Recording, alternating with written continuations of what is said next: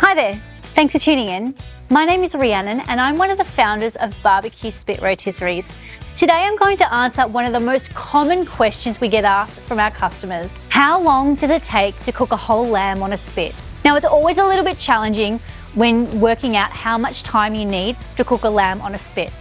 First thing is, allow about 45 minutes from the time that you light your charcoal to the time you actually put the lamb on the spit. Now, the most common sized lamb that you'll get from your local butcher is going to be between about 14 to 17 kilos. And based on that amount of weight, you're looking at about a 4-hour cook time. Now, you can get larger sheeps if you've got a local farm that you've got access to. I personally would stick to that lower end. Otherwise, I just find they get a little bit too fatty and they aren't as great eating. Now, make sure that you have your lamb sitting at room temperature before you start to cook. And just be mindful of whether it's hot or cold outside or whether it's a particularly windy day. Those are all going to affect the cooking times.